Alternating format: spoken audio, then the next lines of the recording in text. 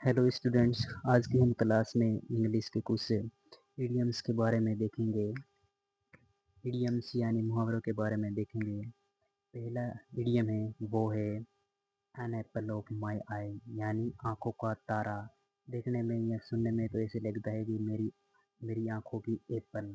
लेकिन दोस्तों, इस इंग्लिश यानी मुहावरे का इस पूरा मुहावरे का अर्थ है आंखों का तारा। चलिए एक एग्जांपल देखते हैं। My daughter is the apple of my eye, यानी मेरी बेटी मेरी आंखों का तारा है। दूसरा इडियम है वो है माई कप ऑफ टी, और देखने में ये भी ऐसा लगता है कि चाय का मेरा कप, या फिर चाय का कप ऐसे लगता है। लेकिन दोस्तों, इस माई कप ऑफ टी का मतलब होता है बस की बात। क्या होता है? बस की बात।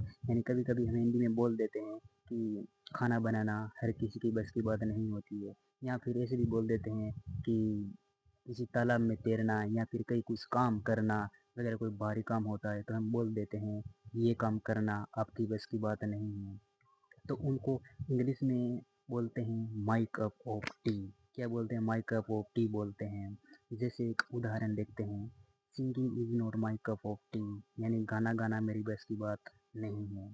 Singing is not my cup of T, यानी गाना गाना मेरी बस की बात नहीं है। तीसरा जो इडियम है वो है मिस द बोट।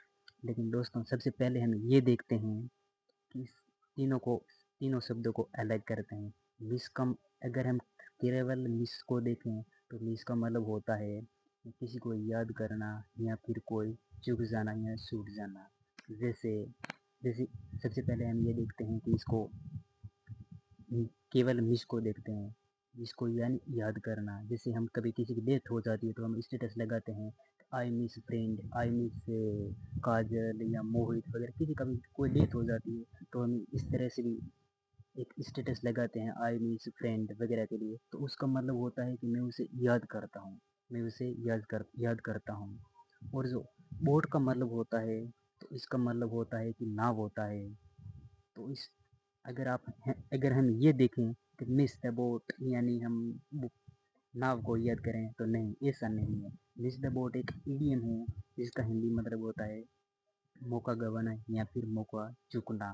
मौका गंवाना या फिर मौका चूकना।